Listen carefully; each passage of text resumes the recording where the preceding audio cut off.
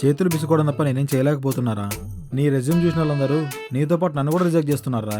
నువ్వు కూడా జాబ్కి అప్లై చేసావా? బాబు బైక్ స్టాండ్ది అని చెప్పబోయి నేను లారీ కింద పడినట్టుంది. రే ఏం వాగుతున్నావురా? సారీ మామ, కానీ అదే నిజం. శతకోటి పూర్తింగ్స్కి అనంతకోటి ప్లానింగ్స్ అంట. తెలిసిన హెచ్ఆర్ని ఎవరైనా పట్టుకొని ఆ వెనక తలుపు మార్గాలేవో కనిపెట్టు. ఏంట్రా ప్రతోడు బ్యాక్ డోర్ బాత్రూంలోనే విజ్ఞాన ప్రదర్శనలు అదంత ఈజీ అనుకున్నారా? డబ్బిస్తే పని అయిపోద్ది.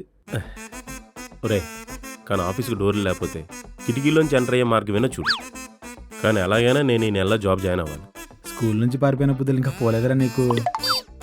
ఏదైనా దాని ఎక్స్పీరియన్స్.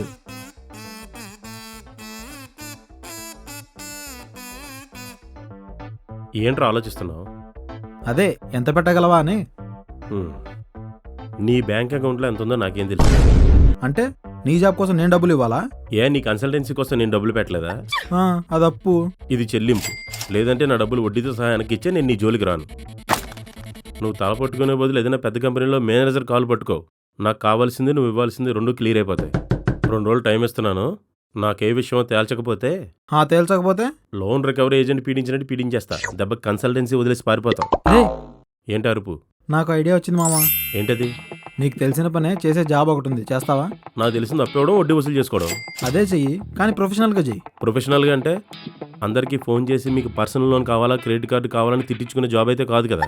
చచ్చా, అది నువ్వెలా చేయగలవు? దానికి మంచి వాయిస్ కావాలి, మంచి కమ్యూనికేషన్ స్కిల్స్ కావాలి. మరి ఏం చేయాలరా? నాకు తెలిసిన ఒక ప్రైవేట్ మనీ లాండరింగ్ కంపెనీ ఉంది. అంటే నాలా వడ్డీకి డబ్బులు ఇచ్చేవాలేగా. కానీ వాళ్ళకి గవర్నమెంట్ లైసెన్స్ ఉంటుంది మామ, అది ప్రొఫెషనల్. ఇప్పుడు నన్ను లైసెన్స్ తీసుకోమంటావా ఏంటి? అవసరం లేదు. నేను చెప్పిన కంపెనీకి వెళ్ళి నీకు ప్రొఫెషనల్లో ఉన్న ఎక్స్పీరియన్స్ చెప్పు, వాళ్ళే కళ్ళ కదుకొని తీసుకుంటారు మామ. సాఫ్ట్వేర్ జాబ్ చూడరా అంటే లోన్ రికవరీ ఏజెంట్ జాబ్ చూస్తావా? నా కింద ఒక ఏజెంట్ ఉన్నాడరా. అలాంటిది నేను వెళ్ళి ఇంకోటి కింద పనిచేయడమా? సమస్య లేదు. బాగా ఆలోచించుకో మామ. మనకున్న డిగ్రీకి ఐటీ సెక్టర్ గేట్ కూడా దాటనియరు. డబ్బులు పెట్టుకొని జాబ్ సంపాదించినా తెలిసిపోయిన రోజు దోలు తీరిపోద్ది. ఇదిగో మీ మామగారికి కూడా బ్యాంకులో జాబ్ చేస్తానని చెప్పుకోవచ్చు. ఆలోచించు.